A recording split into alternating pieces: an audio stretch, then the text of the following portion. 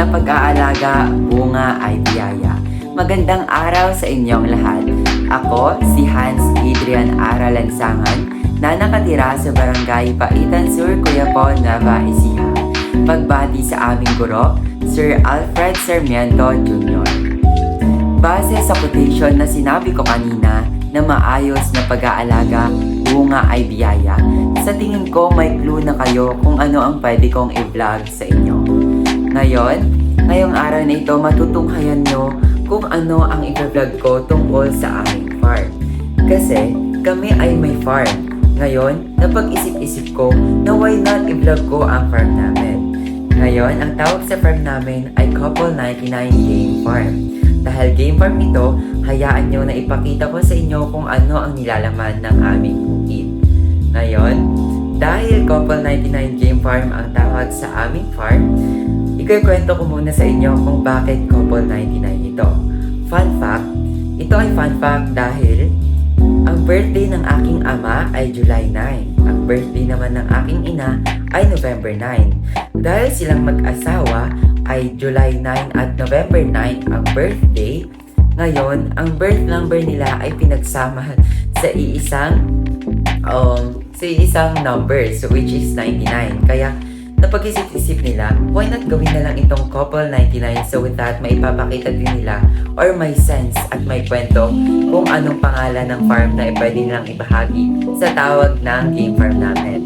Ngayong araw na ito, ipapakita ko sa inyo kung anong itsura ng aming game farm. Ngayon ay maputik kaya kailangan kong mag-ingat sa paglalakad sa aming bukid. Hayaan yung pakita ko sa inyo at magkita-kita tayo mamaya. Ayan, ako ay narito na sa likod ng aming bahay. Ito ang aming farm. Narito na ako sa harap kaya hayaan nyo na pasukin natin at tignan natin kung ano ang nilalaman nito. Bago ka pumasok dito sa loob ng aming farm, mayroon na mga pananim dito. Mga kalamansi. At sa pagpasok mo, mayroon na agad sili and another kalamansi. Actually guys, marami pang kalamansi doon sa dulo. At ito, makikita nyo, napakalaki na niya. Pero, during 2021, napakaliit pa niyan guys. How many years na din siya nakatining dito? Ngayon, hayaan nating pasukin sa part ng gradas. Yung gradas guys, ayun, yung white part. Sa pagpasok mo dito, makikita mo na ang napakalinis na bakuran dito.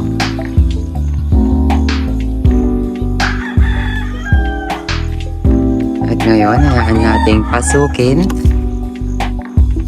ang aming manukan.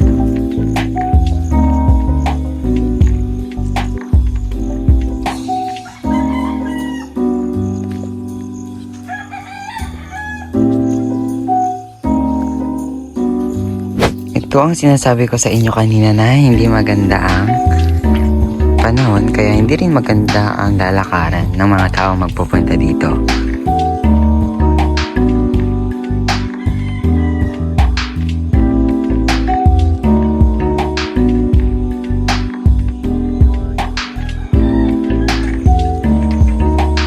Dahil andito na ako sa loob, ipapakita ko na sa inyo ang iba't ibang uri ng manok na mayroon dito sa aming farm.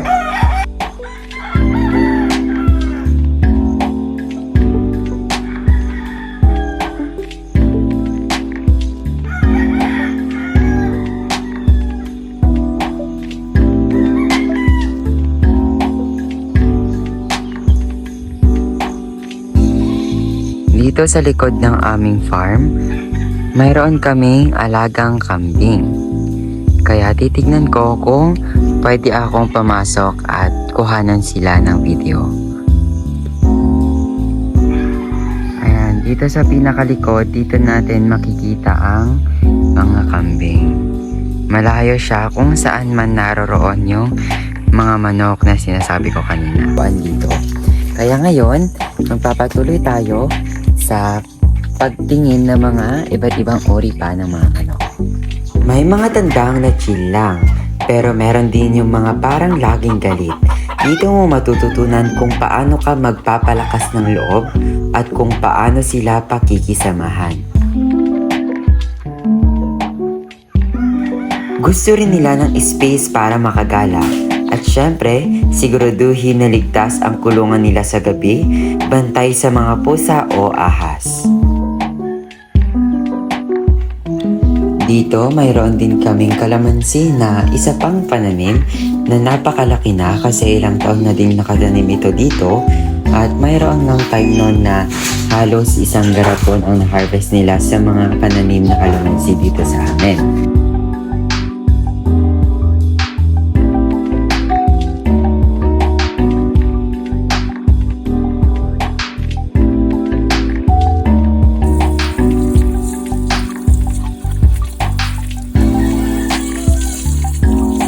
Ayan, pagkatapos ko mag-take ng video sa aming farm, umuwi na ako dito sa aming bahay at before pa yon, syempre nagugas muna ako ng aking maruruming paa.